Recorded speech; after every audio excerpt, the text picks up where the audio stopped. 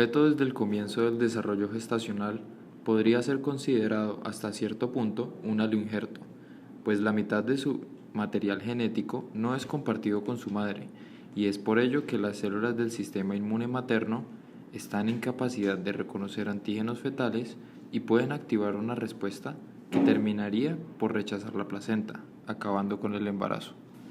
Sin embargo, esto no sucede en condiciones normales, pues existen múltiples mecanismos mediante los cuales se mantiene una tolerancia inmunológica en el embarazo. Primero que todo, debemos aclarar unos conceptos importantes.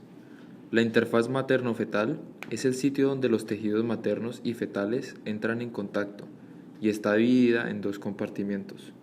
El primero es la zona de contacto entre la placa coriónica con la decidua basal.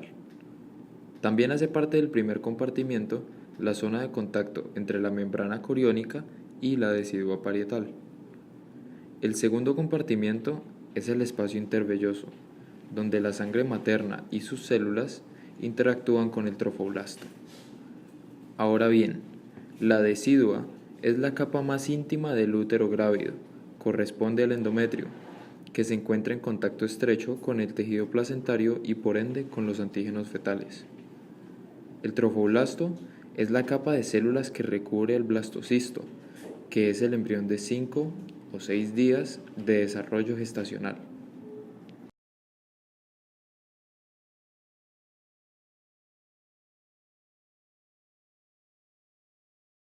Una diferencia importante entre un injerto trasplantado y la interfaz materno-fetal es su diferente composición de células inmunitarias. La mayoría de las células inmunes presentes en estos tejidos son células asesinas naturales NK, que por su ubicación en la decidua las nombraremos células NK deciduales. Esta población es funcional y fenotípicamente diferente a las células NK convencionales encontradas en adultos y niños. Las células asesinas naturales deciduales difieren de las periféricas en su disminuida capacidad citotóxica y elevada producción de citoquinas inmunorreguladoras, como interleuquina 8, proteína inducible por interferón, IP10, factor de crecimiento endotelial vascular, factor de crecimiento placentario, interferón gamma y TNF-alfa, que son cruciales para la angiogénesis y la remodelación arterial en los primeros meses del embarazo. Durante el primer trimestre, las células NK deciduales pueden comprender hasta 2/3 del repertorio de linfocitos totales. Una deficiencia en el proceso mencionado anteriormente inhibiría el crecimiento del feto y de los tejidos adyacentes y conducir a una preeclampsia. También, las células NK deciduales pueden contribuir a modular Tregs gracias a la secreción de interferón gamma, que puede inducir la expresión de IDO en células de la decidua y así aumentar el número de linfocitos T reguladores. Paradójicamente, la población NK deciduales muestran un perfil mucho más activado. ¿Qué quiere decir esto? Por su expresión de receptores asesinos tipo NKG2, KLRD1, CD9 y CD49A, creería que están asociadas con procesos efectores en la interfaz, pero no es así, y aunque tengan gránulos para su actividad citotóxica, estos gránulos no funcionan de manera eficiente y por ende su citotoxicidad se ve directamente reducida. Pero, ¿cuáles son los mecanismos por los cuales su citotoxicidad se ve reducida? Se han propuesto algunas hipótesis. La primera, los macrófagos deciduos pueden inhibir la capacidad citolítica de las células NK de manera dependiente del factor de crecimiento TGF-beta. La segunda, la interacción con la molécula HLA-G expresada por los citotrofoblastos extravellosos pueden ocasionar un déficit en el mecanismo secretor de los gránulos. Diversos autores han encontrado que la citotoxicidad de las células NK deciduales puede incrementarse en un medio inflamatorio. Un estudio mostró que las células NK deciduales en contacto con las células infectadas por citomegalovirus se volvieron citotóxicas después de la activación a través de receptores NKG2 e indujo complicaciones en el embarazo. Se sabe que ciertos anticuerpos maternos pueden cruzar la barrera placentaria para proporcionar una defensa pasiva al feto. El factor activador de células B, BAF, es importante para la maduración de las células B. Un estudio realizado por Lundell y sus colegas demostraron que la BAF es producida por las células del estroma decidual y que los niveles de BAF son altos al nacer. BAF se induce en la decidua por interferón gamma e interferón alfa, que puede ser producido por las células NK deciduales. El aumento de los niveles de BAF en niños se asocia con una mayor frecuencia de células B de memoria. El mismo estudio también mostró que los bebés con alergias a los 18 meses se asociaron con niveles más bajos de BAF en la sangre del cordón umbilical en comparación con los bebés sin síntomas alérgicos. Las células B en la interfaz materno-fetal pueden proteger contra el rechazo fetal por la producción asimétrica de IgGs. Se cree que esto está influenciado por las citoquinas Th2, producidas por el cambio de un fenotipo Th1 a Th2 en la sangre durante el embarazo. Las células B reguladoras son actualmente un punto focal de investigación en la interfaz materno-fetal. Diversos autores han analizado en detalle el papel de las BREC en el trasplante, el cáncer, la autoinmunidad y el embarazo. Las BREC que producen interleuquina 10 son de especial interés en el contexto del embarazo, ya que la interleuquina 10 se puede detectar a niveles elevados en la interfaz materno-fetal y se piensa que contrarresta la respuesta proinflamatoria asociada al rechazo fetal. Sin embargo, el papel de la interleuquina 10 en el embarazo puede ser debatido, ya que los modelos in vivo han demostrado que el embarazo exitoso puede ser independiente de la IL-10.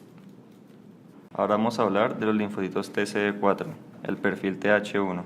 Estas células se caracterizan por su capacidad para producir interferón gamma, TNF-beta e IL-2. Se ha encontrado que estas son más abundantes en la decidua durante el primer trimestre en comparación a la cantidad en sangre periférica. Esto es importante para aumentar la probabilidad de activación de la gran cantidad de linfocitos TCD8 que se encuentran en ese lugar. Lo anterior contrasta con varios estudios en donde se observó que las células estromales de la decidua silencian algunos genes de la producción de algunas citoquinas para evitar que linfocitos Th1, CXCR3 positivos lleguen a la placenta. Esto es debido a que en otros estudios se ha encontrado que el CXCR3 está relacionado con el parto prematuro espontáneo. La alta presencia de linfocitos Th1 en la decidua también es importante debido a su producción de interferón gamma, ya que este se ve involucrado en la producción de la IDO, la cual es importante en la tolerancia y la inducción de Treg. Aunque se han encontrado estudios en murinos en los cuales una alta cantidad de Th1 inhibe la inducción de los Treg y son propensos a perder el feto. El aumento de estas células durante el embarazo no es algo significativo. Sin embargo, se ha asociado la inmunidad de los Th2 a un embarazo estable. Pese a lo anterior, actualmente hay varios estudios que cuestionan esa asociación, ya que su función al parecer es menos importante que la de los Treg y la supresión de citoquinas del perfil Th2 en ratones no ha generado necesariamente pérdida del feto, por lo que el estudio de su importancia en la tolerancia materno-fetal sigue en estudio. La proporción de estas células en la decidua es menos en comparación a la de la sangre periférica durante el primer trimestre, a pesar de que se ha asociado a la decidua con la producción de IL-17. Estas células se han asociado con múltiples complicaciones inflamatorias, donde los mecanismos de tolerancia son insuficientes. Además, se encontró que en pacientes con aborto espontáneo recurrente había un aumento de linfocitos TCD4 que expresaban CCR6 e IL-17. A pesar de lo anterior, la función y los mecanismos de Th17 en la inmunidad materno-fetal siguen sin conocerse bien y no han sido muy estudiados aún. También debemos hablar de las células asesinas naturales invariantes, INKT. Son una población de células T que también provienen del progenitor linfoide común y son caracterizadas por expresar la cadena alfa y beta invariantes en el TCR. Se compone de la cadena B alfa 24, J alfa 18, TCR alfa, unida a la cadena B beta 11, TCR beta. A diferencia de las células convencionales que reconocen péptidos unidos a moléculas del MHC. Las células INKT reconocen glicolípidos unidos a moléculas presentadoras de antígenos no clásicas como CD1D, las cuales están codificadas en genes humanos del cromosoma 1. Aunque es una población rara en la sangre humana, solo alrededor del 0.01 al 1% de todas las células periféricas mononucleares, las células INKT, están aumentadas en la decidua durante el embarazo en comparación a la sangre y juegan un papel importante inmunorregulador, produciendo rápidamente grandes cantidades de citoquinas que pueden influenciar a otras células del sistema inmunitario. Tras el reconocimiento de glucolípidos, las células INKT activadas adquieren rápidamente actividad citotóxica, principalmente a través de la vía Fas ligando, y producen citoquinas tanto del perfil TH1, que son interferón gamma y TNF-alfa, del perfil TH2, IL4, IL10 y IL13, y recientemente se ha observado que algunas INKT pueden producir IL17. Se puede especular que la inmunomodulación por las células INKT en la interfaz materno-fetal se dirige hacia funciones asociadas con el interferón gamma. La mayoría de los estudios con respecto a las células INKT durante el embarazo indican que puede contribuir a la pérdida de tolerancia y la inducción del parto después de la administración de alfa-galcer, que se asocia con el incremento de producción de interferón gamma por parte de las células INKT, aunque hacen falta más estudios para el enriquecimiento de la función de INKT en la interfaz materno-fetal. Las células linfoides innatas se pueden dividir en tres grupos: ILC1, ILC2 e ILC3. En el primer trimestre se ha registrado que en la decidua hay dos tipos de ILC3. Uno produce IL22 e IL8 y el otro produce TNF-alfa e IL17. También están presentes ILC1, que secretan interferón gamma.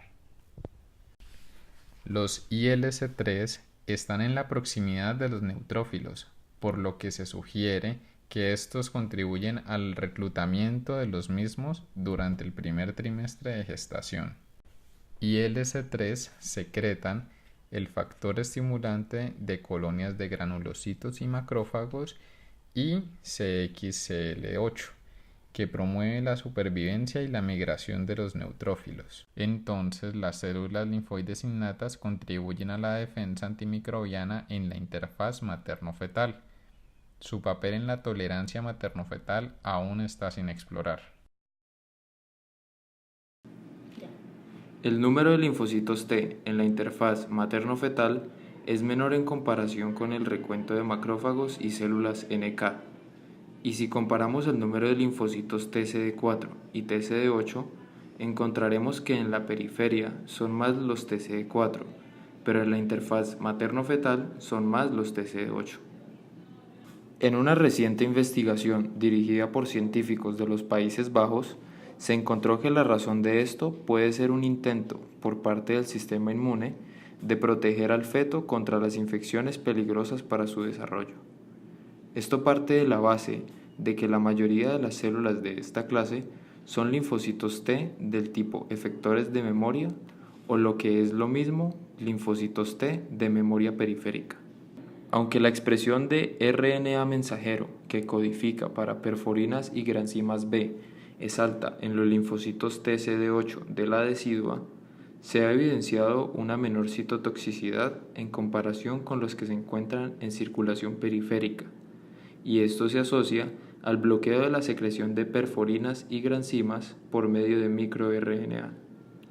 Ese microRNA es sintetizado debido a la prolongada estimulación del receptor para la interleuquina 2, ubicado en la membrana celular, citoquina que es secretada por las células estromales de la decidua, que también inducen la expresión aumentada de CD25. Sin embargo, se ha encontrado una menor expresión del receptor de alta afinidad que contiene la cadena alfa. Se desconoce cómo la interleuquina 2 puede con exactitud estimular la diferenciación de los linfocitos T a un fenotipo de memoria periférica, pero al mismo tiempo reducir la capacidad citolítica de los linfocitos T deciduales. Un estudio sugirió que los linfocitos T deciduales tienen niveles aumentados de la proteína PD1, lo cual indica que el mecanismo que reduce su potencial efector es el agotamiento. La función de los linfocitos T reguladores depende de la expresión del gen FOXP3. Vale la pena destacar que este tipo de células tienen una alta expresión de CD25, la proteína CTLA4, y baja expresión de la cadena alfa del receptor para la interleuquina 7. Se les puede dividir en linfocitos T reguladores centrales o T reguladores efectores, que es lo mismo que inducidos en la periferia. Los linfocitos T reguladores centrales pueden desarrollar un fenotipo efector y adquirir capacidad de supresión de la respuesta inmune por la estimulación de la interleuquina 2, el CD28 y el TCR, cuya activación no es obligatoria, pero aporta al desarrollo de la capacidad supresora. Los T reguladores tienen un papel bastante importante en la interfaz materno-fetal al mantener la tolerancia periférica, y el estímulo principal es la interleuquina 2, que induce el mecanismo efector por medio de señalización vía STAT5. Las moléculas que modulan la respuesta inmune del T regulador son, entre otras, la CTLA4, que al unirse a las moléculas B7 de las células presentadoras de antígeno, induce a la enzima IDO, encargada de catabolizar el triptófano e impedir la proliferación de los linfocitos T. Al mismo tiempo, la CTLA4 reduce la expresión de los coestimuladores en la célula presentadora de antígeno, impidiendo la activación y proliferación del linfocito T por presentación de antígenos fetales en caso de que esto sucediera. La reducción en el recuento de T reguladores se asocia con desenlaces pobres en el embarazo. Por otra parte, el incremento en el recuento es evidente en pacientes con abortos espontáneos. Por último, los procesos inmunológicos que se llevan a cabo para mantener la tolerancia durante el embarazo aún siguen en estudio, pero se sabe que no depende de una sola población celular, sino que participan varias, tales como linfocitos T, células NK uterinas, linfocitos B, entre otras. Estas poblaciones trabajan de manera conjunta para generar un desarrollo óptimo del feto y para evitar que se generen complicaciones. Además, se puede concluir que durante el embarazo ocurren 3 etapas muy generales, las cuales se basan en la presencia de citoquinas muy específicas. En el primer trimestre actúan en citoquinas con carácter proinflamatorio, perfil Th1, en el segundo trimestre citoquinas antiinflamatorias, perfil Th2, y en el último vuelve a existir una predominancia por el carácter proinflamatorio.